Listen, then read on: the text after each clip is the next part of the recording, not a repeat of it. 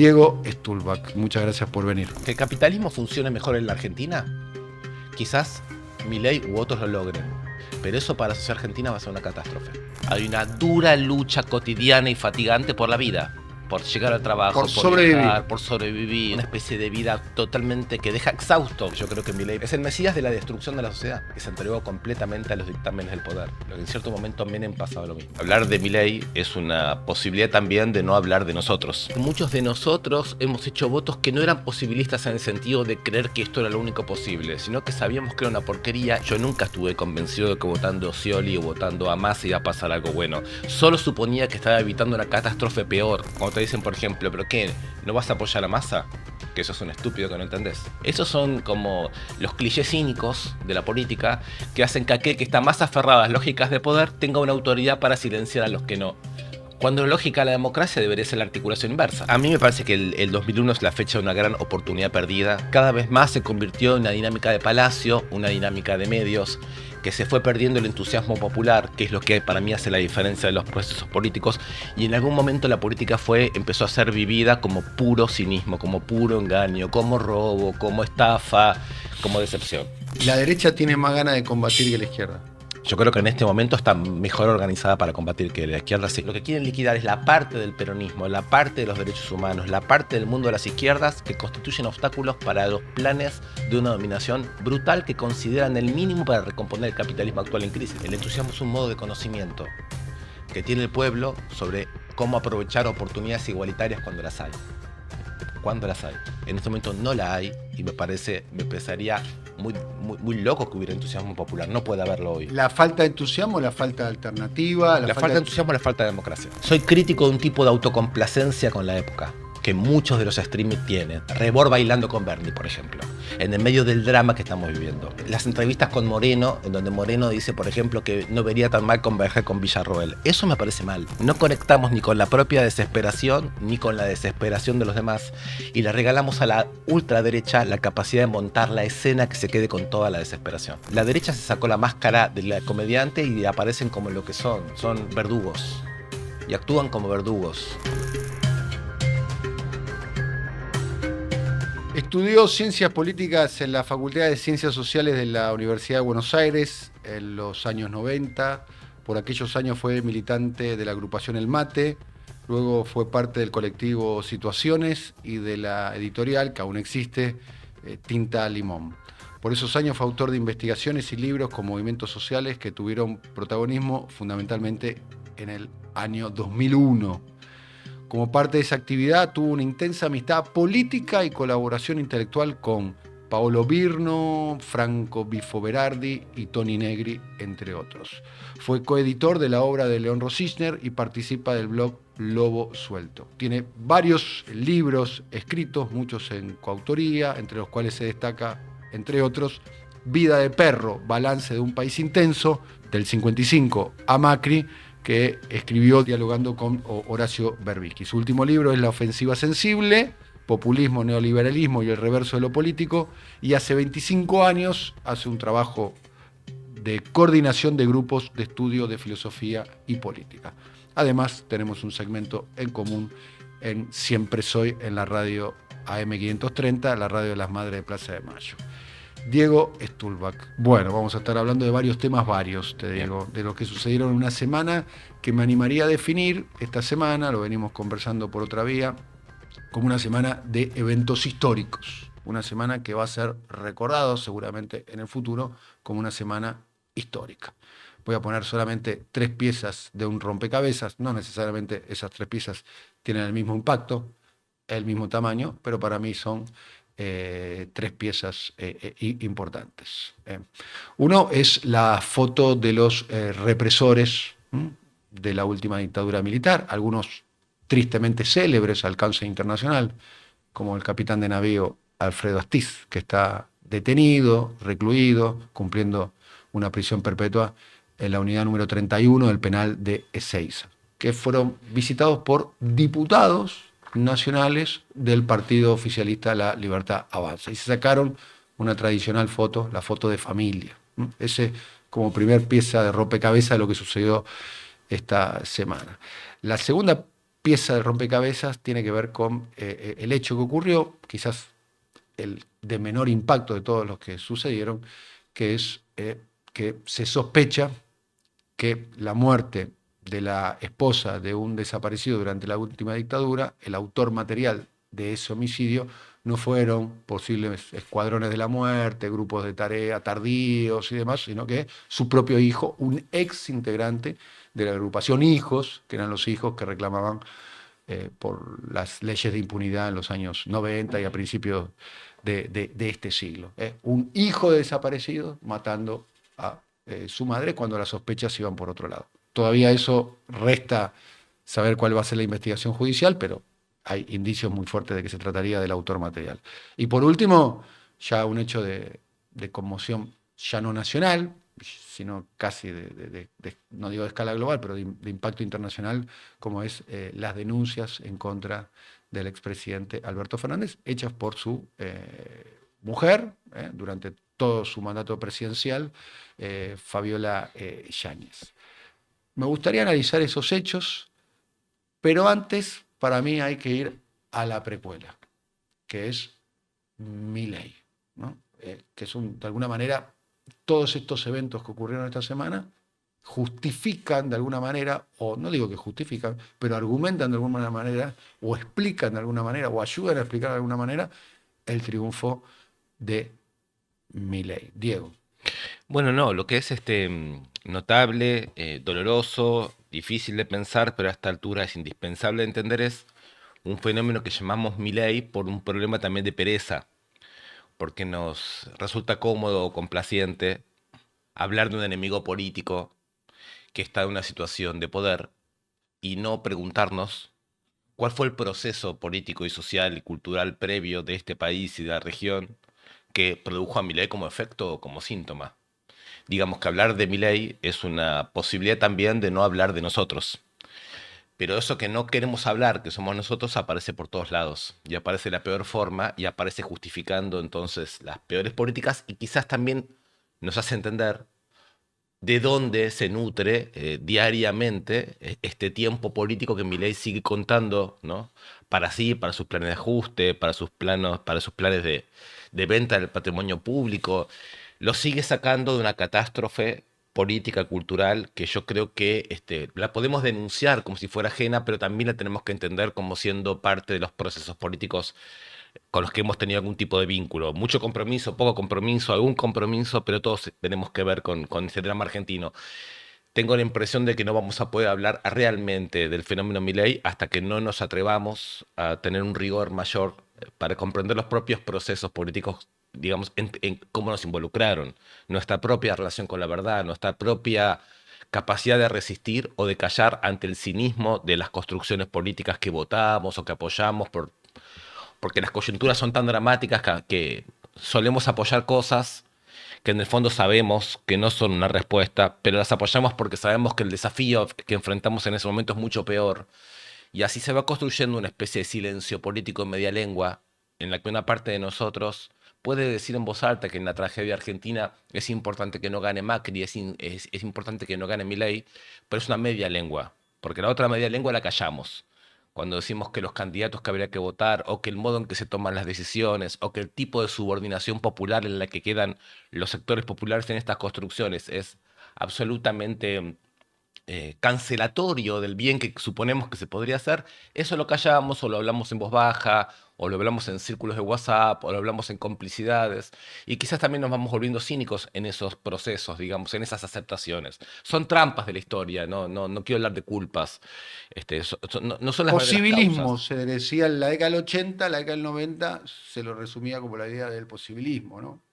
Sí, quizás con el agregado de que me parece que muchos de nosotros hemos hecho votos que no eran posibilistas en el sentido de creer que esto era lo único posible, sino que sabíamos que era una porquería y guardábamos para nosotros una otra lectura. ¿No? Me acuerdo el posibilismo alfonsinista estaba convencido de que la Argentina por este camino se iba a democratizar. Yo nunca estuve convencido de que votando a Scioli o votando a Massa iba a pasar algo bueno. Solo suponía que estaba evitando una catástrofe peor. Y creo que es cierto. Pero hay un límite en esa forma entrampada, que es que evitando, evitando, evitando, evitando, al final se realiza. Llega un momento en que uno tiene que preguntarse, Evitando lo peor, de alguna manera, la elección de Alberto en el 19, claro, la elección de Scioli en el 15, la elección de Massa en el 23, evitando lo peor, llegó lo peor. se llega a lo Casi peor como una porque profecía. Porque es como si nosotros no nos animásemos a decir lo que realmente pensamos. Lo que nosotros pensamos es que si no se suscitan fuerzas de otra naturaleza, esto no tiene remedio. Que el neoliberalismo, que se acepta, el cinismo político, finalmente lleva a lugares espantosos. Lo sabemos, lo decimos, lo escribimos, lo discutimos, lo decimos en la radio, lo decimos en las clases, lo escribimos en los diarios. Y cuando llega el momento de la toma de decisiones, tan entrampada la realidad, que actuamos como si no dijésemos lo que decimos y no pensásemos lo que pensamos. Y acá tenemos un problema muy grande, porque además la educación sentimental y política que tenemos en los movimientos de derechos humanos, sindicales, en la tradición crítica e intelectual argentina, choca muy fuerte con el tipo de decisiones políticas que finalmente tomamos. Entonces me parece que hay algo importante que es comprometernos a decir las cosas como la pensamos, a ver qué efectos tiene, en todos los niveles, todo el tiempo, en todos lados. Vos insistís mucho sobre un concepto de cinismo, Sí, digamos, cinismo. ¿no? Cinismo en el sentido de un tipo de conversación, un tipo de humor en la que uno está aliado implícitamente con el poder. Y vos pensás que la discusión política en la Argentina está cooptada por ese concepto, por el cinismo. Sí, cuando te dicen, por ejemplo, ¿pero qué? ¿No vas a apoyar a Massa? Que eso es un estúpido que no entendés. Es una especie de humor, de chicana o de comentario que te dicen que si vos no aceptás el modo en que el poder se configura, sos un subnormal, un tarado, una persona que no entiende, que no está calificada, que no puede opinar públicamente. Te descalificaron públicamente por haber objetado la posibilidad de votar a Massa, por ejemplo. Bueno, toda la vida, cada vez que pongo a decir lo que pienso, se me trata de izquierdista irresponsable, de persona que no tiene suficiente compromiso con la realidad, con las fuerzas que existen, que uno no está entendiendo algo. Siempre hay una voz ¿Que estás supuestamente más hablando de un mundo adulta. que no existe más? ¿Cómo? ¿Que estás hablando de un mundo que no existe más? Bueno, y eso es lo peor, porque digamos, es como si uno, por mantener una comprensión lo más rica posible sobre el tipo de solución que en la Argentina debería haber, tendría algún compromiso con la dictadura estalinista o alguna estupidez así. Esos son como los clichés cínicos de la política que hacen que aquel que está más aferrado a las lógicas de poder tenga una autoridad para silenciar a los que no. Cuando la lógica de la democracia debería ser la articulación inversa. Sería que aquellos que están interesados por la política se están nutriendo todo el tiempo de personas y de grupos y de corrientes que justamente no tienen ese tipo de complicidades y vienen a traer otra energía, otra imaginación, otro lenguaje. Pero eso está censurado. Bien. Todo ese mundo que describís, el mundo donde se debaten las cosas, donde se establecen algún tipo de vocación transformadora, pareciera ser que Se derrumba, se se, desploma, esta es la sensación. implosionó. Claro. Implosionó.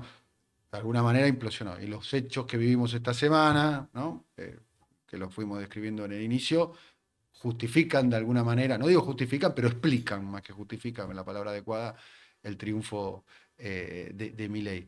Cuando decís implosión, ¿te referís a qué? ¿No? Bueno, hay un colectivo muy interesante en la Argentina de sociólogos militantes que se llaman Juguetes Perdidos que utilizan la noción de implosión para hablar de la sociedad ajustada, no de los movimientos emancipadores, sino en general de la sociedad trabajadora. Son un mundo, dicen ellos, que explota hacia adentro en vez de estallar hacia afuera. Un poco el efecto de haber evitado otro 2001 para la política argentina supuso que había que desactivar todo aquello que podía hacer que la población explotara hacia afuera, Se revele. se rebele. Y entonces, ¿qué hay? Hay una dura lucha cotidiana y fatigante por la vida, por llegar al Por trabajo, por sobrevivir. viajar, por Y sobrevivir. cada uno el famoso metro cuadrado. La desconfianza, la microviolencia doméstica, una especie de vida totalmente que deja exhausto, que es una vida que intenta trabajar, que intenta defender las propiedades que se tienen, que intenta, digamos, sostener como se pueden las cosas mientras se derrumba, mientras el salario se cae. A la retaguardia. Hay una imagen que yo siempre traigo al presente, que es lo siguiente, y quiero hablar del 2001 porque para vos el 2001 Es una fecha clave. es una fecha clave, Sí. digamos, te parece una fecha determinante. Me gustaría volver al 2001. Pues yo recuerdo el 2001, yo trabajaba en televisión, conducía un programa, hacía crónicas audiovisuales, y en aquel momento, por caso, nos sorprendíamos todos con la figura del cartonero, ¿eh? La persona que Claro. se había masificado la idea del cartonero. ¿Eh? Es más, había un tren blanco que traía de la periferia del Gran Buenos Aires a la ciudad de Buenos Aires a los cartoneros en unos vagones. Eso disparó informes periodísticos, documentales, como una suerte de novedad política. Sí.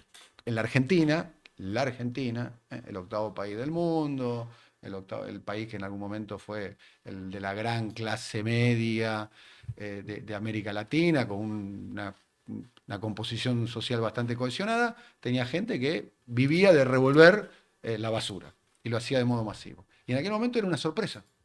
En aquel momento era una sorpresa, era un insumo periodístico, un debate. Tenemos cartoneros que andan. Y ahora los cartoneros se han multiplicado.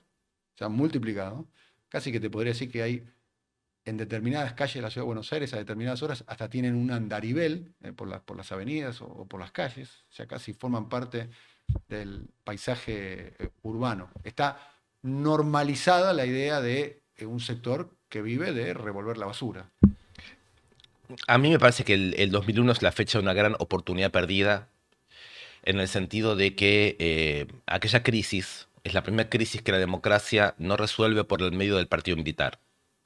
Con lo cual la sociedad argentina debió demostrar cuáles eran sus recursos en democracia para sortear el agotamiento de un régimen político. Que se vayan todos es la consigna que demarca un poco ese desafío. Y ahí aparecieron figuras absolutamente nuevas.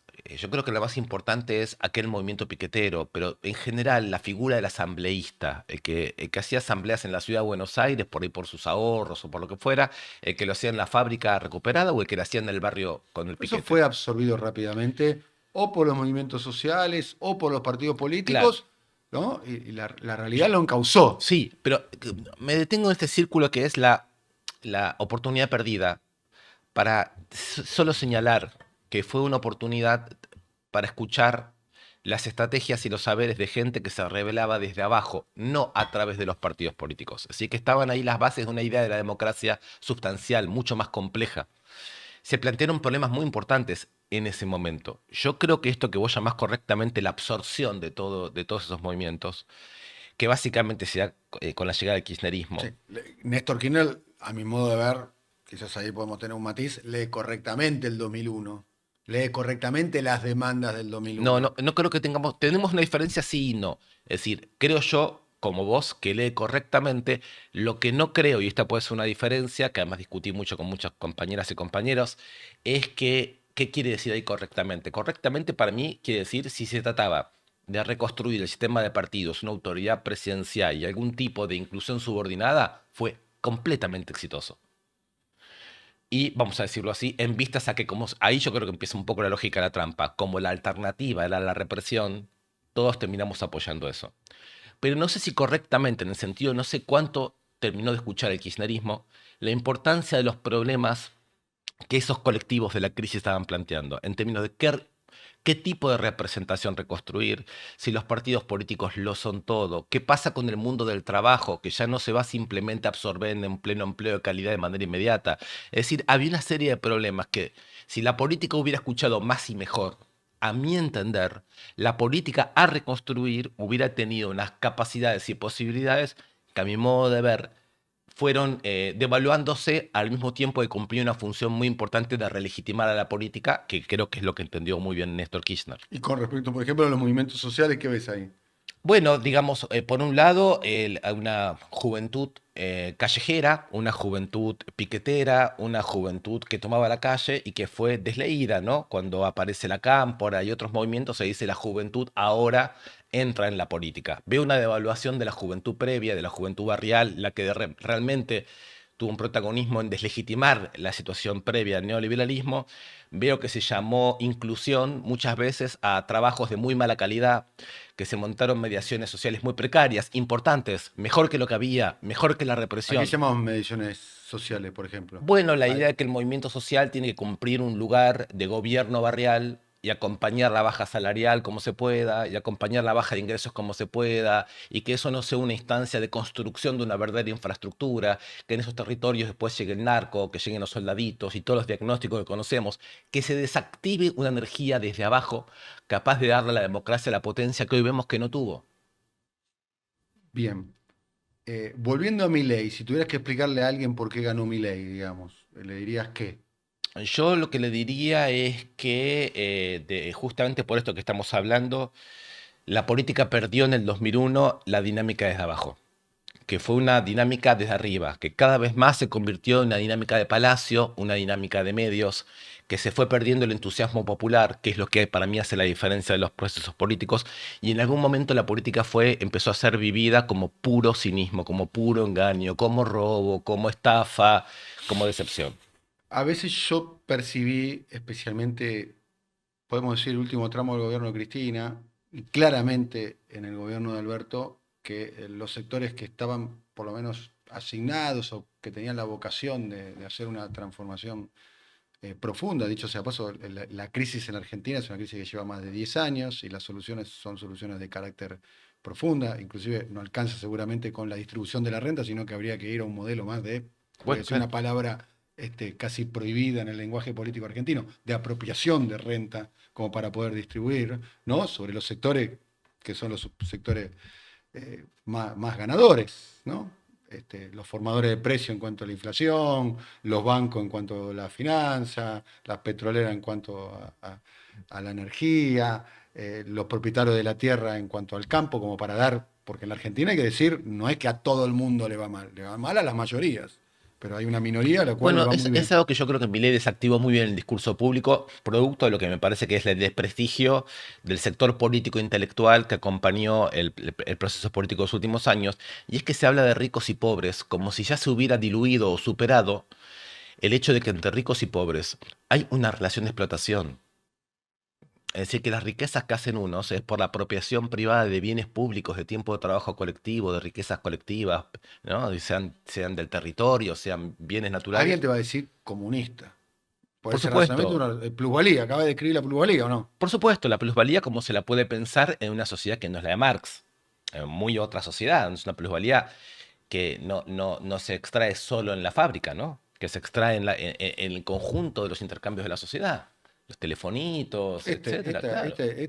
La gran fuente de extractivismo actual Bueno, entonces, es si nosotros esta. entendemos que el extractivismo es una modalidad evolutiva de la plusvalía, si no pensamos, son armas fundamentales que tiene el mundo de los oprimidos para entender su realidad y tratar de intercambiarla. La relación es de explotación y hay que intervenir sobre esa relación. No hay democracia si no se puede intervenir sobre las relaciones de explotación. Bien, lo que quería decirte, quería completar lo que te había Sí, sí. dicho anteriormente, es que yo noto que la política es estar cerca de los contratos, cerca de la raviolera y la gestión del Estado. Sí, O sea, la política es eso, es un partido en el cual estamos nosotros y están los contrarios, diría, está, no sé, el peronismo y Milei, y jugamos el partido a ver quién maneja los contratos, quién maneja la raviolera son los puestos, los ministerios, la sí. secretaría, los puestos de poder, y quién maneja los recursos del Estado. Te toca a vos, lo vas a hacer con un criterio, me toca a mí, lo voy a hacer con otro criterio, como si fueran dos miradas. Quizás yo le agregaría a esa descripción que haces, con la que estoy centralmente de acuerdo, es que hay una fracción de la política argentina que hace eso ligándose con lo más vital de los movimientos populares de cada momento. Por ejemplo, con las Madres de Plaza de Mayo, con los 24 de marzo, con el feminismo. Y ese sector entonces tiene una responsabilidad extra. Tiene que demostrar que esa relación no es una relación de manipulación, que no es una relación oportunista, que es una relación en donde esos movimientos realmente consiguen avances en esa mezcla, en ese encuentro. Y creo que esto es lo catastrófico de muchas cosas que ocurren. Pero yo estoy pensando, ¿no? Yo me siento identificado con el proceso kirchnerista, ¿no? Yo como ciudadano, ¿no? Y lo he manifestado muchas veces. Pero cuando analizo el kirchnerismo, pienso que el último gol, el último campeonato, el último gesto transformador que tuvo muchos para mí, el kirchnerismo fue la estatización de la empresa petrolera YPF en el año 2012. Y que después, a partir de ahí, fue medio, eh, fue algo más bien maquillaje, digamos, no fueron cuestiones Más retórico. más retórico, más narrativo, ¿Eh? más de relato, ¿no? Sí. La palabra me parece adecuada es de relato. Y la pregunta que quiero hacerte es, ¿cuál imaginas que debería ser un programa transformador en este contexto, ¿no? Con las redes, con este mercado de trabajo, con este nivel de concentración de la riqueza, con un escenario mundial casi, podemos decir, como de guerra mundial, de enorme tensión, con algo que describen, no sé, como el tecnofeudalismo, con 7, 8 compañías que controlan prácticamente gran parte de la economía del mundo. En ese escenario que podríamos calificar como asfixiante, ¿qué programa se puede Eh, desplegar? es una pregunta siempre muy complicada la del qué hacer y la de qué programa, porque uno tiene fantasías, dice, bueno, yo creo que el programa debería ser este, pero antes si vos querés jugar eso, jugamos, pero antes de llegar a ese punto, una previa, ¿no? Que sería, ¿cómo se arma un programa? Yo pienso lo primero, ¿tenemos capacidad de escuchar a ese mundo social en nombre del cual hacemos un programa? Esto me parece primero, ¿no? Porque los programas tienen que expresar dinámicas sociales, parte del movimiento popular. Me estás queriendo decir, el programa sale de abajo para arriba. El programa y la estrategia salen de abajo para arriba. La táctica y la administración del programa dependen de grupos que se consolidan a tal fin. Llamémoslo una elite. Grupos políticos, grupos intelectuales, Bueno, grupos que es una elite, organizados. Sí, por su sí. propia condición de que ser pocos.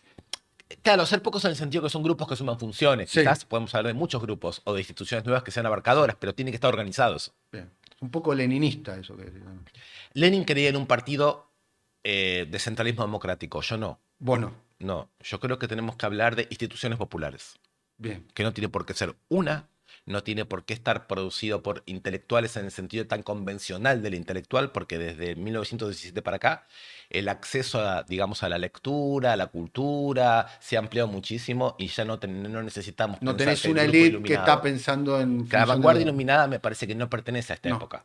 no. Y por otro lado, creo que contamos en algunos momentos en la Argentina y en América Latina con momentos en donde el movimiento social va suficientemente a la vanguardia como para producir referentes muy importantes, ¿no? Entonces, no creo que hagan falta estos llamados cuadros especializados o iluminados para dirigir centralmente ese proceso. Me parece que esa ¿El figura. kirchnerismo no fue un poco eso? ¿No fue de abajo para arriba?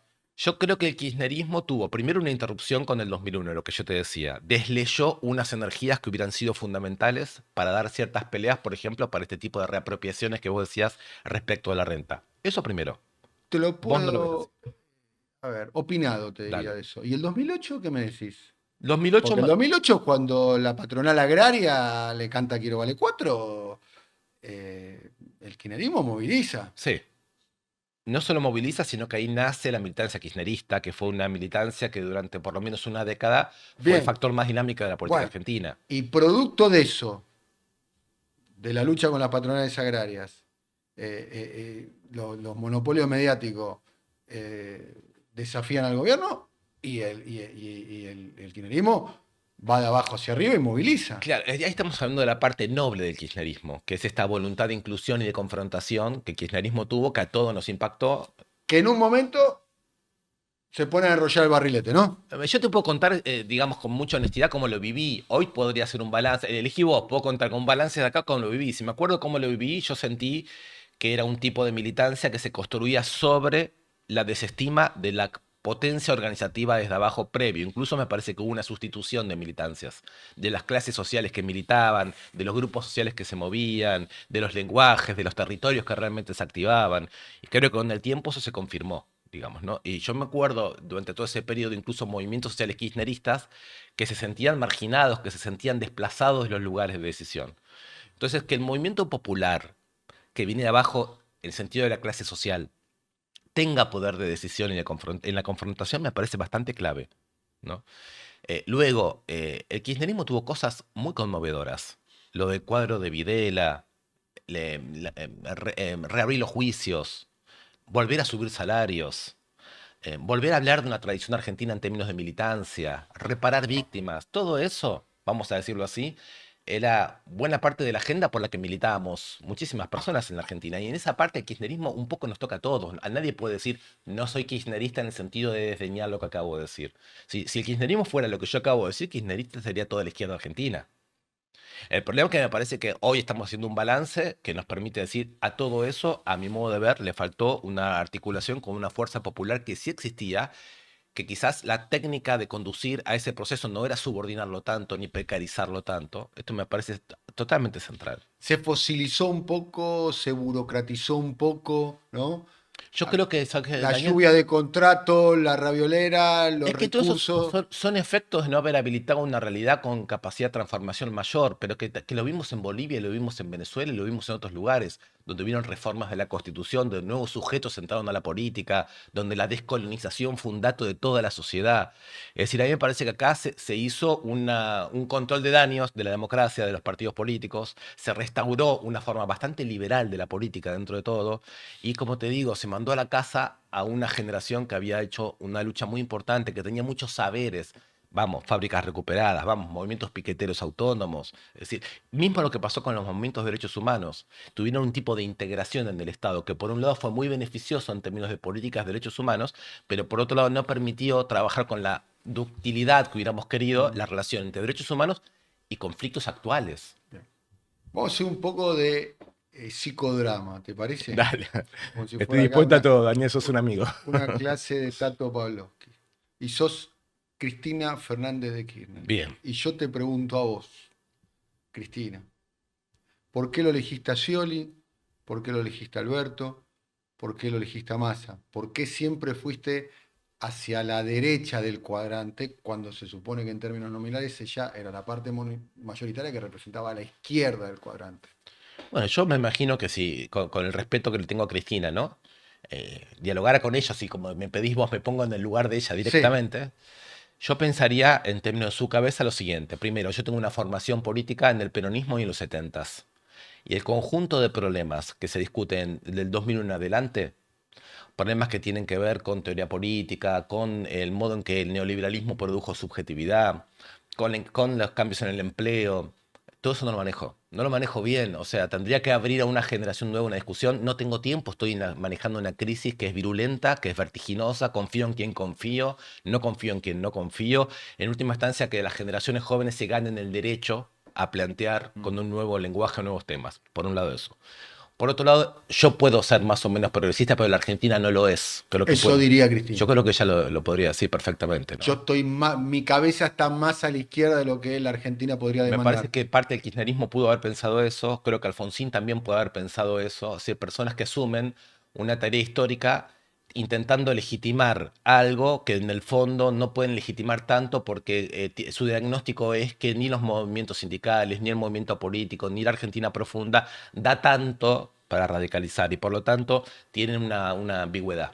Es decir, se legitiman con un discurso, pero saben que ese discurso no puede cuestionar un conjunto de prácticas con las que hay que pactar, empresas, sindicatos, etcétera. Entonces, creo que ahí hay una desconfianza hacia el mundo ¿Vos de las... crees eso? Además, ¿vos crees que Cristina puede evaluar en esas Sí. características? Diciendo, mi cabeza está más a la izquierda, pero Eso sí, no alcanza. sí, en mi cabeza sería, yo entiendo que hace falta una retórica progresista para combatir el conjunto de imposibilidades que la Argentina tiene. Hay que hablar de igualdad, hay que hablar de justicia, pero también entiendo que si no pacto con esos poderes que quiero cuestionar, no puedo gobernar. Y eso me parece que da lugar a una ambivalencia muy grande. Vamos a un ejemplo. La Argentina es ojera, la Argentina neo-extractivista. No puede ser nunca la base de una redistribución en términos más radicales. Supone pactar con unos mercados, supone pactar con unos propietarios, supone pactar con una inserción subordinada en el mercado mundial. No creo que el kirchnerismo nunca se haya propuesto cambiar eso. Creo que sí dijo, puedo aprovechar esto, la renta que yo puedo extraer, y con esto producir momentos de legitimidad en torno a los medios de comunicación, en torno a los derechos humanos, en torno a banderas que son banderas muy sentidas y muy importantes.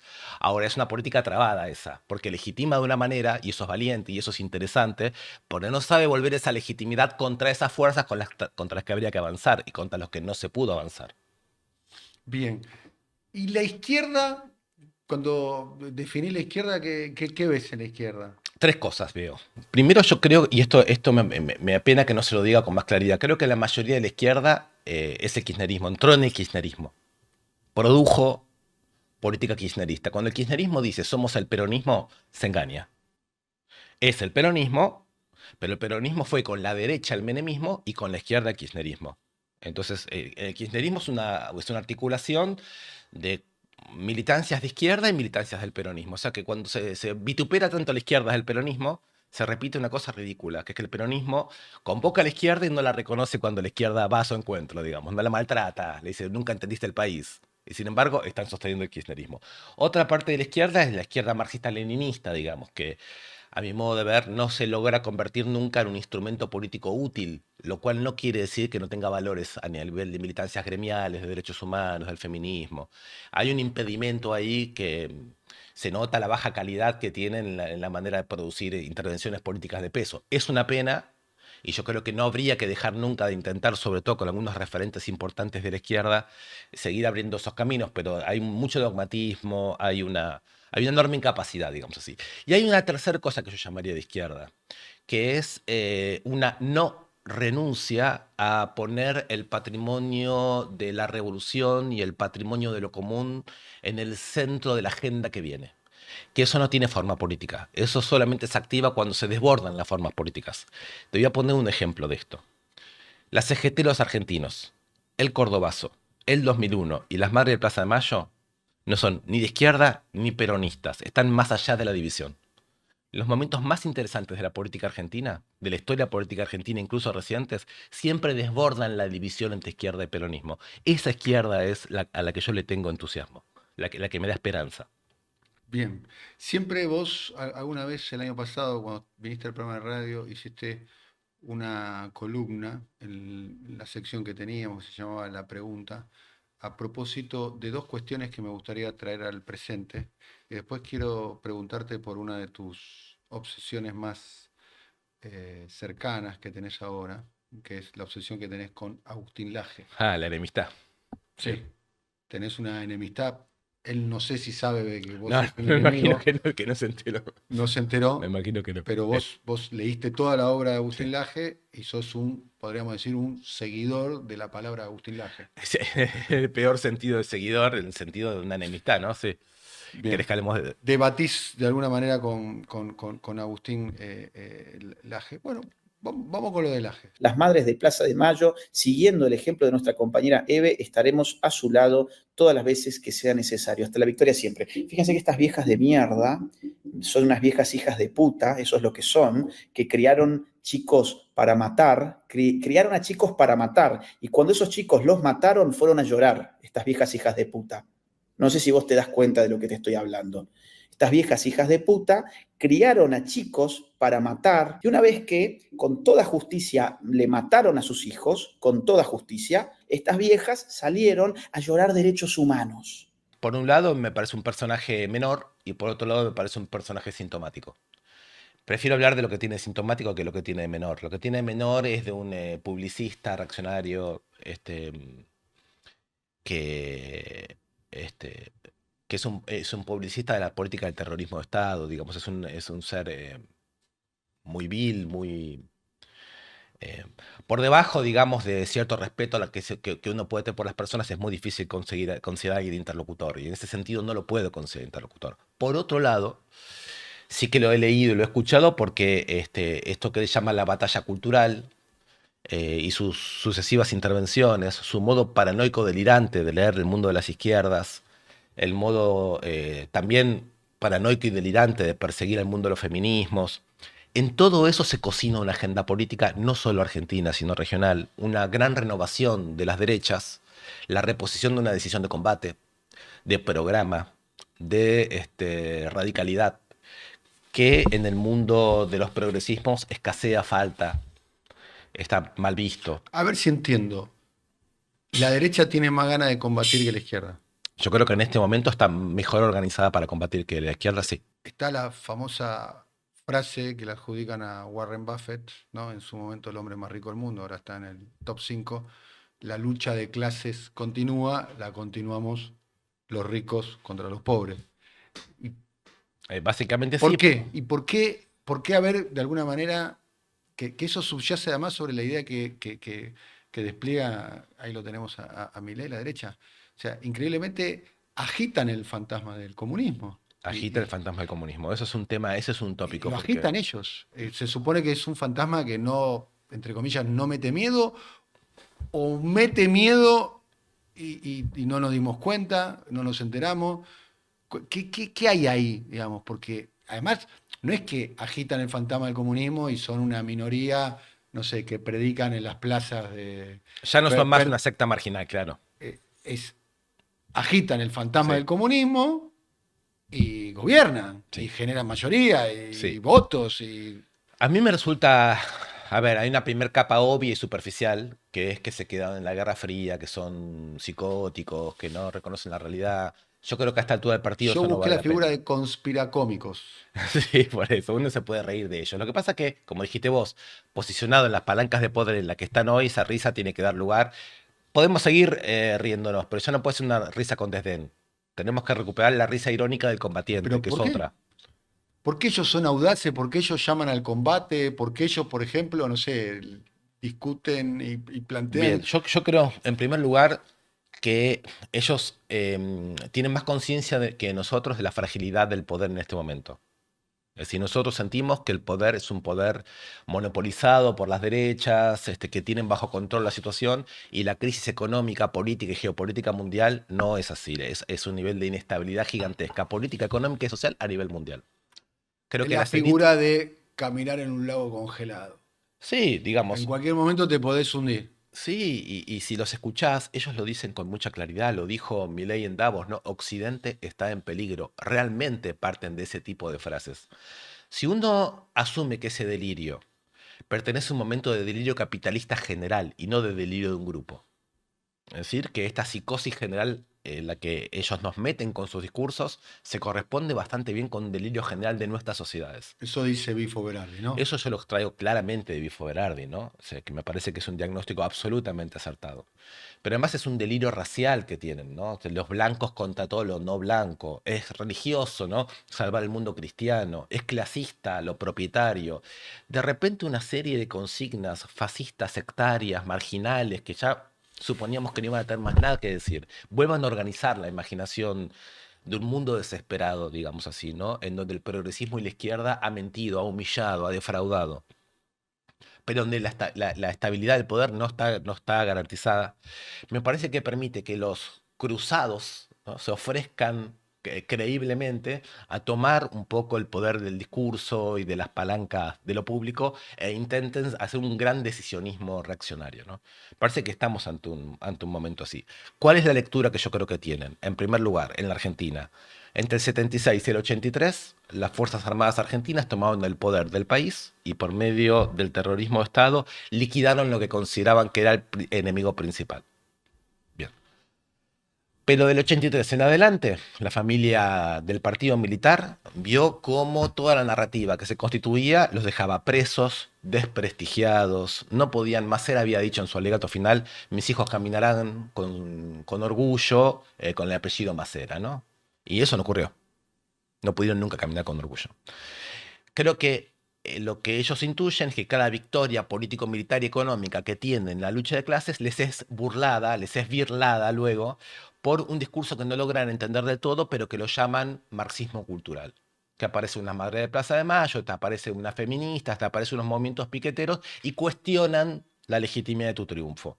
Creo que esta vez han tomado nota que hay que liquidar esa capacidad del mundo popular para reconstruir un tipo de subjetividad de disputa. Y a eso le llaman batalla cultural. Quiere decir aniquilar el obstáculo no económico de la acumulación capitalista. Ellos ya saben cómo controlar la acumulación capitalista, saben cómo controlar ¿Y cuál situaciones de sería guerra. ese obstáculo no económico? Lo Bueno, que llamamos acá, muchos sostenían, bueno, acá no puede ganar Milei, está el peronismo, y si gana Milei no va a poder exactamente. gobernar, está el peronismo, la idea de que acá hay como una especie de sustrato de legislación, de movilización, de ADN, de resistencia, con el cual ellos no van a poder. Exactamente eso. Y ellos están yendo por eso. Yo creo que están yendo por eso a fondo. Están yendo por eso a fondo. Entonces ven justicia social en cualquier objeción a la esclavitud y después te dicen la justicia social es el principal obstáculo que tiene este país. Hay que liquidar la idea de donde hay una necesidad y un derecho. Entonces vos le decís, pero el problema es con el peronismo. No, claramente no es con el peronismo, lo tiene Scioli. Le llaman, en todo caso, lo que quieren liquidar es la parte del peronismo, la parte de los derechos humanos, la parte del mundo de las izquierdas que constituyen obstáculos para los planes de una dominación brutal que consideran el mínimo para recomponer el capitalismo actual en crisis. Y esto no es una agenda solo argentina, ¿no? Eh, ¿Y Esa por manera qué de la ver Argentina, estoy pensando, vamos a ponernos un poco narcisistas, a propósito que la es Argentina uno, vanguardia mundial. vamos a poner un poco narcisista, que es un rasgo que tenemos los argentinos, claramente, somos bastante chauvinistas, ¿no? Y siempre de alguna manera tratamos de destacarnos y demás. Yo creo que hemos tenido algunas pruebas de, Algunas hablo, pruebas a favor. algunas pruebas, hablo de comillas, de éxitos en ese sentido, ¿no? Muchas figuras que surgieron en Argentina alcanzaron relevancia mundial. Estoy pensando en el Che, en Evita, en el Papa, el juego más popular del mundo, los mejores jugadores del mundo a lo largo de la historia, muchos de ellos han sido argentinos. Estoy pensando, es una gran pregunta que yo me hago y todavía no tengo la respuesta. Es, teniendo en cuenta que esta es una corriente de carácter mundial, ¿no? Este movimiento de carácter mundial, Sí. ¿no? El surgimiento de la nueva derecha, la ultraderecha, la derecha radical. Hay una discusión al respecto de cómo se define, si es nueva o la vieja, o si es la vieja pero en su versión radical. Bien, la pregunta sería, ¿entramos al Plan Cóndor, que era el plan de doctrina de seguridad nacional del Departamento de Estado para América Latina? La Argentina entró, si tuviésemos que hacer, voy a hacer algo que es absolutamente imprudente, un sommelier de dictaduras, la Argentina fue la más Fue con feroz de todo. todas. Más feroz, mucho más feroz que la de Brasil, mucho más feroz que la uruguaya, y la medalla de plata es para Pinochet y la medalla de oro es Sí. para Videla y la dictadura argentina, ¿no? O Sí. sea, entramos al Plan Cóndor, medalla de oro. Sí. Entrar al consenso de Washington, años 90, ¿no? Caída del muro de Berlín, desregulaciones, Menem privatizaciones. Cavallo con todo. A ver, Brasil entra, primero quiso entrar con Fernando Collor la élite brasilera lo corrió al costado. Y después llamaron a un tipo formado en la Sorbona, a Fernando Enrique Cardoso, un Sí. converso, dijo, olvídense de todo lo que escribí, ¿no? Sí. Y entraron al consenso de Washington con Fernando Enrique. Sí. Nosotros entramos Sí. con Menem, el Tigre Lozano, Yuyito González, ¿no? Entramos con la impronta argentina. ¿Qué hay de la Argentina al respecto? ¿Cuál es? Hay un elemento, y ahora entramos a la ultraderecha, y entramos con el personaje Sí, sí, sí, sí. más, llamémoslo, no sé si la palabra es patético, histriónico, caricaturesco de todos. Inclusive comparado con Trump y Bolsonaro, para nombrar dos, o con Orbán, para Sí. nombrar más. Es interesante la pregunta porque yo daría dos respuestas al mismo tiempo, a ver cómo la ves. Por un lado, un país de comediantes, que llevamos al extremo los rasgos de cada situación y entonces nos destacamos. Eso podría ser una mirada más escéptica y más triste de la Argentina, ¿no? Es decir, actuar hacia la escena mundial, rasgos que se define actuar con tanta. Una visión más amorosa de la Argentina podría ser que la Argentina está un poco aislada geográfica y políticamente del mundo y tiene su manera muy propia de elaborar las tendencias mundiales. Y eso le da a la Argentina una originalidad. De todas las figuras que nombraste, obviamente voy a elegir la que para mí es la más impactante biográficamente y yo creo que en el siglo, que es la de Guevara, ¿no? Porque Guevara es el segundo hombre de la única revolución que en América Latina hizo que el mundo del marxismo se convierta en un mundo estatal popular por primera vez, ¿no? En la Revolución Cubana. Y eso despertó en toda América Latina la idea de que había un proyecto revolucionario posible, que los partidos comunistas no lo habían logrado. Es Cuba la que produce ese tipo de efecto. Guevara era el número dos. Y era argentino, quiero decir, era el hombre del sur, era alguien que iba a bajar, era alguien que iba a tratar de llegar a la Argentina. De hecho, llegó a Bolivia, ¿no? Esa idea de una revolución que fuera bajando, que tenía en principio una especie de llamada en el sur, me parece que es toda una manera de contar lo que pasó en América Latina los últimos 50 años, ¿no? ¿Por qué la derrota militar más brutal del proyecto revolucionario es en Argentina? Porque Argentina tenía una cita con ese nombre, con el nombre de Guevara, digamos. Guevara fue subiendo mientras se formaba, pero volvía ya formado y volvía con un éxito simbólico y político muy abrumador. Acá hay una generación que escuchó ese llamado. La derrota de todo ese proyecto, yo creo que no se lo puede desconectar con el gran triunfo neoliberal, porque cuando Guevara hablaba de hombre nuevo, de humanidad nueva, creía que eso era posible si se cuestionaba la ley del valor capitalista. Hoy Milei habla del hombre nuevo como realización de la ley del valor del capitalismo. Es el giro de 360 grados, digamos, o en realidad de 180 sobre el proyecto de Guevara, digamos. O la novedad del continente era la ruptura con la ley del valor, Guevara, o la novedad del continente es la realización total de la ley del valor, Milei. Hay un diálogo sobre, Estás a digamos, punto de decir que Milei es un Che Guevara de derecha. invertido. Es un Guevara Estás a punto invertido. de decirlo. Es un No quiero que lo internacionalista, digas, ¿eh? es un Porque internacionalista que quiere realizar la proyección de una humanidad nueva al interior de las relaciones capitalistas de la manera más salvaje. hay algo mesiánico en Milei, claramente, ¿no? Hay algo de vuelta mesiánico en el sentido de su subjetividad personal. El problema es que uno supone que el Mesías, para cierta tradición judía emancipatoria, es el corte con la época en el sentido, te insisto, ¿no? Del capitalismo y de la ley de valor. Este es un Mesías que realiza el presente, no lo cuestiona. Lleva la lógica del capitalismo hasta sus últimas circunstancias. Está dispuesto a dar la vida por eso. Entonces es un Mesías hacia adentro, no es un Mesías con novedad, con corte, con ruptura. O sea, No no trae nueva propone un sociedad. futuro, sino que propone No trae nueva un sociedad. presente perpetuo. Claro, destruir la sociedad. Es el Mesías de la destrucción de la sociedad. Entonces todos sabemos que es un momento... Suena muy apocalíptico, así como lo decís. Yo creo que él es, si tuviese que hablar en términos teológicos, yo Sí. diría que él es un mensajero del apocalipsis, no de una sociedad nueva. Destruir los ingresos sociales, destruir la sensibilidad colectiva, destruir a todos quienes, cosas muy elementales, a quienes pretenden que no hayan femicidios, a quienes pretenden que no haya, que la cuestión de género no sea una situación en la cual se puedan instalar formas de violencia útiles para la acumulación de capital. Es algo que en la Argentina estaba resuelto eso. O por lo menos había una discusión muy dura. Lo vienen a destruir.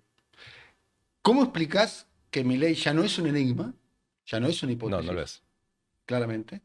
Es una realidad, tiene 8 meses y tiene niveles de aceptación pública que, en función del programa que está aplicando, por la velocidad, la profundidad y el daño del programa ese, y por la eficacia, tiene niveles de aceptación muy altos. Yo lo explicaría básicamente de la siguiente manera. Si todos aquellos, y acá me voy a incluir, aunque me estoy incómodo incluyéndome porque siempre me mantuve por fuera, pero me parece más interesante la crítica en interioridad. Si todos aquellos que dijimos que la solución para este país no era por profundizar la realidad del mercado, pero en la práctica, las personas que escuchaban ese discurso tenían que vérselas todos los días con la lucha cruda contra el mercado, entonces me parece que lo que hemos conseguido es un desprestigio general de cualquier discurso igualitario igual curro, igual hipocresía, igual mentira, me querés vender, ¿viste? Un buzón, mientras que la realidad del mercado es donde se juega la realidad de la vida. Creo que Milei en ese sentido es alguien que habla en serio, que dice la verdad, que dice una verdad que puede funcionar, que no estafa y no miente discursivamente en este punto en el que estoy diciendo preciso, y que si la cosa va a ser por el lado del capitalismo, entonces es un líder capitalista, ¿no? Lo explico así. Bien. ¿Le admirás algo a Milei? Y te hago esa pregunta y me la hago yo. Y poco con lo que comentabas recién. Tiene mucha convicción Milei. Definitivamente tiene muy claro dónde está, cómo llegó, cuál es su programa. Parece en un punto un político clásico de mediados del siglo XX, digamos, Sí, en ese sí, punto, sí. ¿no? Claramente, ¿no? Eso por un lado. Por otro lado, entiende un elemento que estaba ausente en la política argentina, que es el componente sacrificial. Le propone a la sociedad un sacrificio y la sociedad los sectores mayoritarios están acompañando. De hecho, hay muchos estudios de opinión pública que rescatan eso, ¿no? Personas que Sí, están afectadas directamente por la política de Milei que dicen, no, hay que aumentar el colectivo, sí, hay que aumentar las tarifas, porque hay que hacer el esfuerzo, porque la crisis sí. es muy dura. Y después la idea de la utopía, que era una idea que estaba un poco ausente de la narrativa política en la Argentina, ¿no? El sacrificio y la utopía eran cosas que habían quedado de alguna manera eh, en el siglo pasado, y yo tengo un reparo ahí, y quería preguntártelo. Con toda la narrativa, creo que habría que revisar eso de los años del kirchnerismo, donde se vinculaba a gobernar con el aumento de los salarios y el aumento del consumo. O sea, consideraba que gobernar, no sé, es que la gente se compre aire acondicionados, cosa que obviamente te mejora la vida. Tener aire acondicionado que no tenerlo. No estoy diciendo que es lo mismo, pero no necesariamente detrás de tener un aire acondicionado hay Sí, o son dos aumentar cosas, el ¿no? consumo, Son hay dos un cosas. proyecto Sí. Por un lado, de el país. kirchnerismo siguiendo tu discurso, ¿no? Cuando, digamos, si confundía aumento del consumo con discusión sobre cómo transformar la sociedad, que son dos discusiones que no son exactamente la misma, O sea, bien podés aumentar el consumo y aumentar el salario y no sí, transformar la sociedad. que es lo que pasó. Yo creo que porque no se quiso o no se supo articular aumento de consumo con transformación de la sociedad. Fue una discusión solo cuantitativa, solo cuánto y no cómo. No se pensó, por ejemplo, que aumentar el consumo podía ser poner en discusión cómo se producía, qué tipo de consumo, meter a la sociedad en esa ¿O qué movilización. restricciones habilitaban ese aumento del consumo? Por Por supuesto. ejemplo, la restricción externa, Exacto, lo los cual dólares. hubiera supuesto que para aumentar el consumo hay que producir transformaciones en la sociedad. Y hubiera implicado consumo con movilización social y política y de ideas, etcétera. Eso no ocurrió. Pero al hacer solo cuantitativamente el valor de un proceso político, hacerlo solo en cuantitativo, se le regaló al capitalismo todo, porque en términos de número el capitalismo resuelve mejor que en términos de una discusión sobre la vida misma, sobre los problemas de la calidad de la vida. Ahora, vos me estabas preguntando si yo le admiro algo a Milei.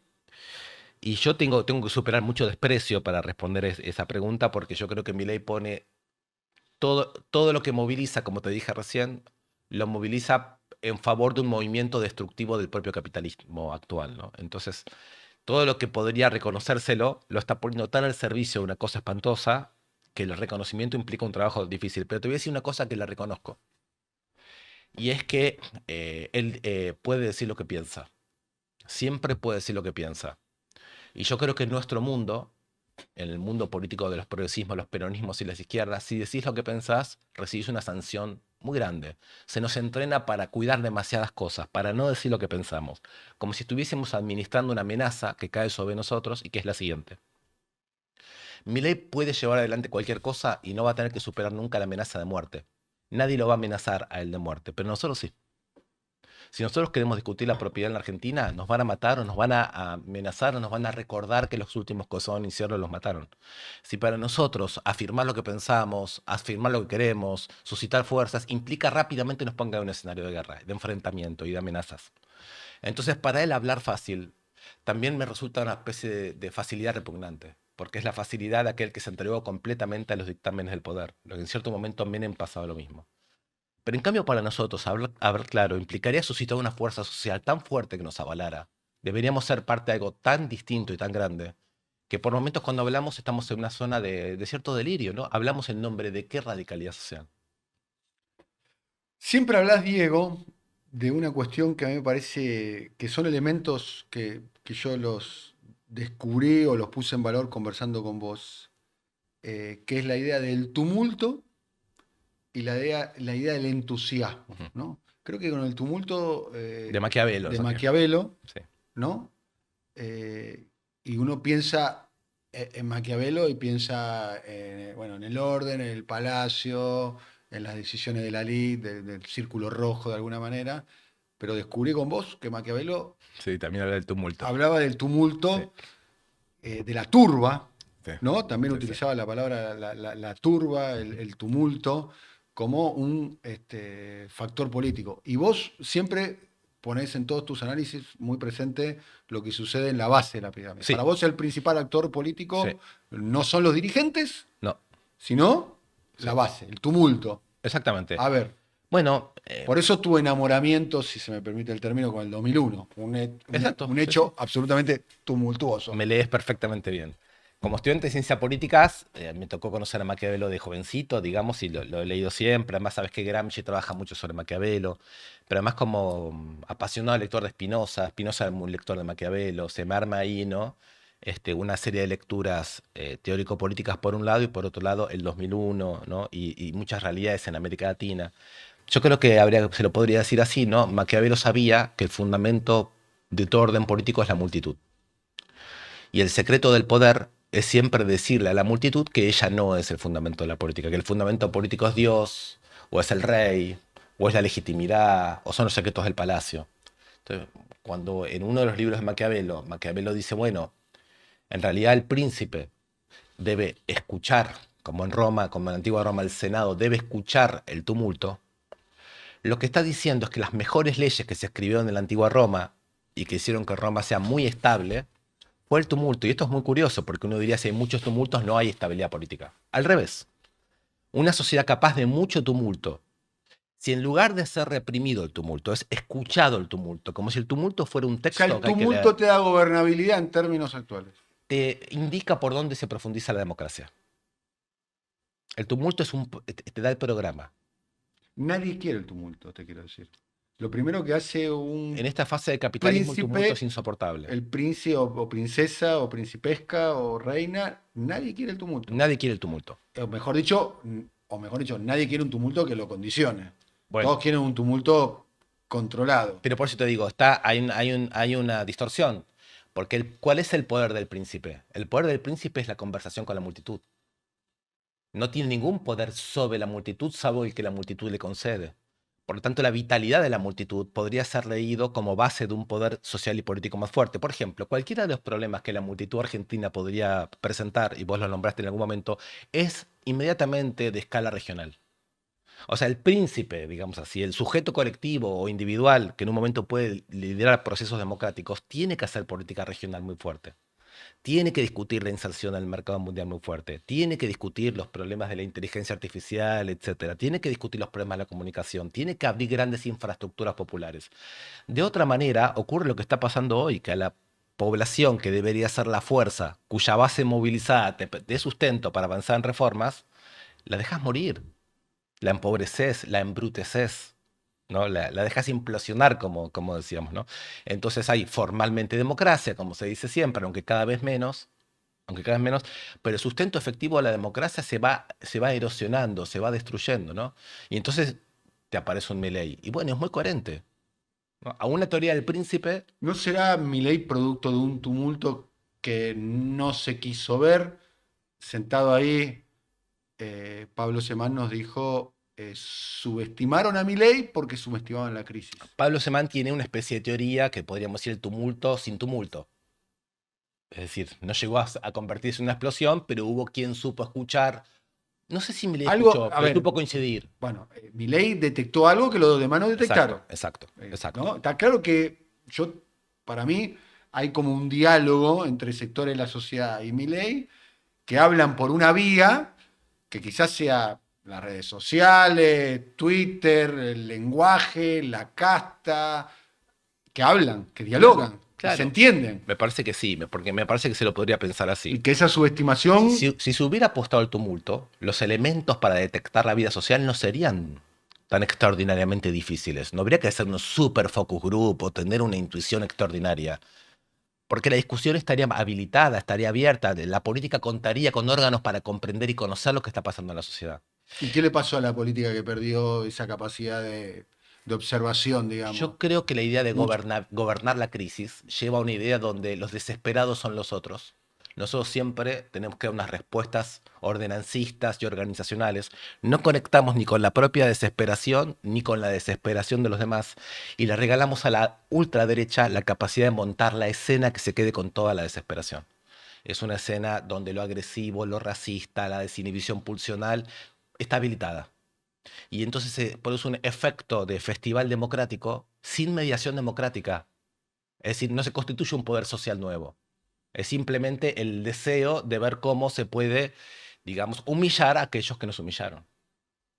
Esa es una gran proteína que tuvo Milei, ¿o no? Yo pienso que sí. Pienso que toda la Humi- derecha actual es un los- brutalismo que es vive de las humillaciones. la Sí, revancha de los humillados. yo creo que sí. La revancha de los humillados en el mercado laboral, en la figura de un Estado presente que quizás para sectores mayoritarios de la sociedad no estaba tan presente. Exacto.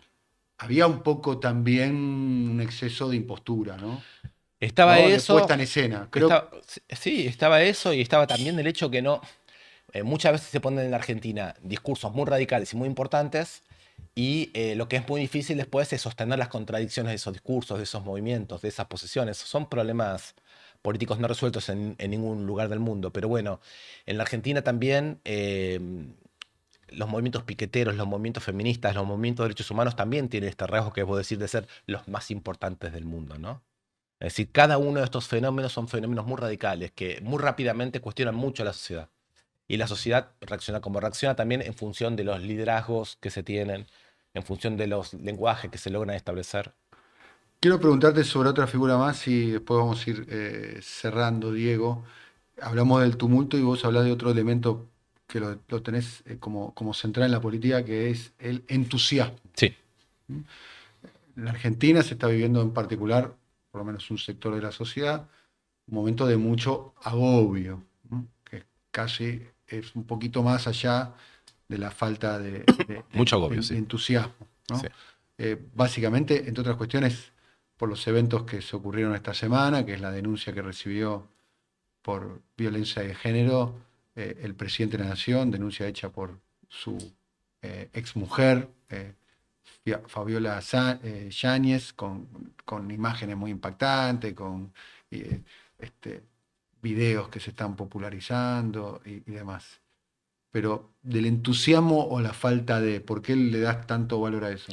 No, porque me parece que así como antes hablamos del tumulto y todas las figuras que fuimos nombrando de los movimientos populares, etcétera, yo creo que el entusiasmo, ojo, no cualquier entusiasmo, no me refiero al entusiasmo individual ni a la excitación de las élites, me refiero al entusiasmo igualitario que viven las grandes comunidades, que acompañaron la historia de la Revolución Francesa para acá y antes, que son esos momentos en donde el entusiasmo es un modo de conocimiento que tiene el pueblo sobre cómo aprovechar oportunidades igualitarias cuando las hay. Cuando las hay. En este momento no la hay y me parecería muy loco que hubiera entusiasmo popular. No puede haberlo hoy. ¿La falta de entusiasmo, la falta de alternativa? La falta de entusiasmo es la falta de democracia. Bien. Está la idea un poco, ¿no? Hay muchos que trabajan sobre ese concepto, sobre la idea de que está la posibilidad de un futuro mejor, llamémoslo, ¿eh? Está cancelado. Hablan de Mira, la que cancelación. el capitalismo funcione mejor en la Argentina, quizás Milei u otros lo logren, pero eso para la sociedad argentina va a ser una catástrofe. Entonces, ¿qué quiere decir que funcione mejor? A mí me parece que que funcione mejor según los parámetros neoliberales, RIG, inversiones, supongamos que algo eso pudiera funcionar, no lo creo, pero supongamos que sí, y funcione mejor el capitalismo. El nivel de desposesión material y subjetivo de las personas va a ser enorme. Entonces, ¿qué sería lo otro de que el capitalismo funcione bien?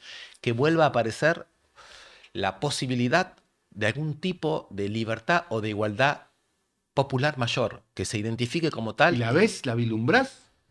Mira, yo creo que hace poco lo hubo en Bolivia, lo hubo en Venezuela, lo hubo para los indígenas en Brasil, lo hubo para los movimientos de descolonización, insisto, en Bolivia, lo hubo en el 2001, es decir, momentos en donde se percibe que algo de eso puede ocurrir. En este momento es un momento espantoso, en donde toda esa energía fue tomada por un brutalismo de ultraderecha que no sabemos dónde termina, que es muy peligroso y creo que estamos todos más bien hoy abrumados. Lo que yo no creo es que esos movimientos duren para siempre. Yo creo que se expanden y van a empezar a deshacerse en algún momento. Están en la línea ascendente. En la línea ascendente. La pregunta para mí es esta. Nosotros nos montamos sobre eso, empezamos a hacer los streaming autocomplacientes, irónicos y humorísticos del momento. Destruimos nuestras bibliotecas, destruimos nuestras conversaciones, nuestros espacios de formación política y cultural, nuestras tradiciones de movilización para sumarnos a eso, o somos capaces de preservar la enemistad, la heterogeneidad, nuestras tradiciones. Porque todo eso, si uno lo preserva, en algún momento se vuelve a abrir como un yacimiento de recursos para otra cosa. Esa decisión me parece que hay que tomarla. ¿Sos crítico de la narrativa de los streamers, de esa generación que está asumiendo el liderazgo? Soy crítico en este sentido. El streaming como instrumento me parece fabuloso. Con Pablo Fernández hicimos algunas experiencias y hay muchas cosas que me parecen muy valiosas. Soy crítico de un tipo de autocomplacencia con la época que muchos de los streamers tienen. Rebord bailando con Bernie, por ejemplo. Sería tan mal converger con Villarroel. Eso me parece mal. Yo te siento últimamente casi haciendo campaña por Victoria Villarroel. En algún momento te empezás a encontrar. Lesa humanidad no entra en la conversación y lesa humanidad no se hereda. Y yo le escuché decir, estoy en contra del golpe del 76. Ahora, Está mal hacer el intento de que alguien que los dos coincidimos que tiene futuro político, no presente, pero que podría tener futuro político. Lamentablemente, en Bueno, mi caso, digamos, o sea, mi la opinión hoy sería que tenga futuro político Bueno, Victoria entonces, Villarroel es lamentable. Muy bien, que tratemos de que sus conceptos estén en un margen acotado de tal manera que podamos tener 30 años de crecimiento ininterrumpido en la Argentina. ¿Hay un problema en que Villarroel sea opositor a un gobierno peronista siendo nacionalista? No. Si yo me sentara acá con Mauricio Macri, posiblemente me hablara sobre Victoria Villarroel de la misma manera que me estás hablando vos. Y a mí eso me perturba. No, pero no te tiene que perturbar, porque quizás él es el que esté equivocado. Ahora, es una mina que hoy es una mina número 1 en la Argentina. Y el nacionalismo que ella prohija no está tan lejos del nuestro. Eso me parece negativo, me parece un oportunismo comunicacional. Me parece que tenemos que hacer una insistencia muy fuerte en mantener una idea de enemistad, pero te preciso que entiendo por enemistad para que se entienda. Por enemistad quiero decir la capacidad de interrumpir el monopolio del sentido con el que el presente se narra. Eso entiendo por enemistad. Abrir una zona en donde nos animemos a hablar de los problemas nuestros, con nuestros lenguajes, hacer desfilar personas que piensan diferente, seguir, digamos, alimentando la diferencia, porque si no, quiere decir que nosotros mismos anulamos lo que nos ha formado, lo que nos ha tocado en la vida, lo que nos ha marcado en la vida, y abandonamos una conversación con generaciones nuevas. La derecha profundiza la enemistad. No, la declaró absolutamente. Lo que pasa es que el tipo de enemistad de ellos es fascista. Ustedes son comunistas, negros, putas, mujeres, judíos, palestinos, piqueteros, lo que sea, y los queremos destruir. Entonces quieren matar identidades esencializadas. Yo creo que la enemistad nuestra es con tipo de relaciones sociales, no es con personas, no es con identidades, no es esencializada. Lo que nosotros tenemos que hacer es defendernos. Para mí la enemistad es una política de defensa. De decir, ustedes llegan hasta acá, no nos van a comer la cabeza, no nos van a desposeer, no nos van a aniquilar. La defensiva tiene una lógica muy distinta que la ofensiva. La violencia que conquista se asesina. La violencia que defiende no necesita en lo más mínimo ser asesina. Al contrario, tiene que cuidarse de los que les gusta aprovechar el conflicto para asesinar.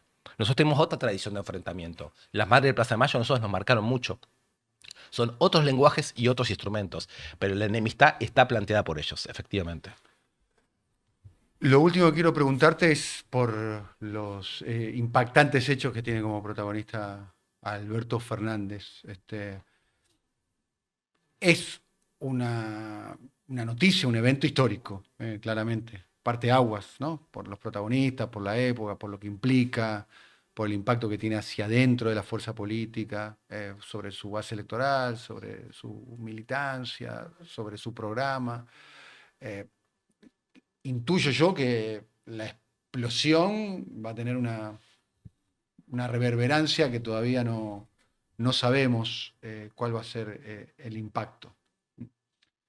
¿Qué es lo que vos observás? Yo creo que, digamos, demuestra que todas estas políticas de tipo progresista que hemos vivido tuvieron siempre un elemento de parodia, de comedia, de representación, muy insoportable, que siempre un poco lo supimos, y que el no haber hecho nosotros en su momento o ahora una crítica con un lenguaje propio, esas cosas, alimenta un cinismo de la derecha hasta un punto infernal. Igual yo que fui bastante crítico del gobierno de Alberto Fernández y en algún momento casi en soledad absoluta, cuando Alberto tenía 80 puntos de aprobación en los primeros meses de la pandemia, lo que más recibía yo como comentario, y de hecho he perdido mucha audiencia en ese sentido en mi programa de radio, es no le hagas el juego a la derecha. No, bueno, por supuesto, claro, No le estamos hagas el hablando. juego a la derecha, Cuando no. Alberto dijo Estás haciendo el juego en a su la derecha. momento, con mi gobierno cayó el patriarcado, estaba el nivel de banalización de lo que está diciendo es tan grande, es como si Cristina hubiera dicho en mi gobierno cayó el capitalismo. Son momentos de brutalidad y de ignorancia que te muestran la máscara paródica. Que en su momento todos nos hayamos puesto una y otra vez, como cuando Cristina dice, por ejemplo, el capitalismo ya no es una ideología, es el sistema que mejor produce. Y no agrega por ahora. Lo deja así dicho, como si fueran cosas que hay que aceptar. Ella no es paródica en eso, es lo que piensa. Y entonces la discusión con ella me parece siempre más respetable. Fue un comediante. Entonces, un poco vuelvo sobre un asunto. La derecha se sacó la máscara del comediante y aparecen como lo que son verdugos. y actúan como verdugos. Y su verdad tiene mucho que ver con la verdad del verdugo. El verdugo es necesario, es el terror que garantiza el orden y que llama a todo el mundo a la disciplina. Nuestra verdad no es la verdad del verdugo, es otra verdad. Pero ¿cuál es? ¿Cuál es? Es una que nosotros no podemos dejar que se interrumpa en la representación política que asumimos. El desafío está sobre nosotros. Le vamos a poner como título a este diálogo, Milei es dijiste, el Mesías del Apocalipsis. Sí. ¿Te parece un buen título? Puede ser, sí. Puede ser el profeta del apocalipsis. ¿Te parece? Sí, puede ser. Milei Dale. es el profeta del Apocalipsis. Muy bien. ¿Estás de acuerdo? Estoy de acuerdo. Gracias, Diego. Gracias, Dani.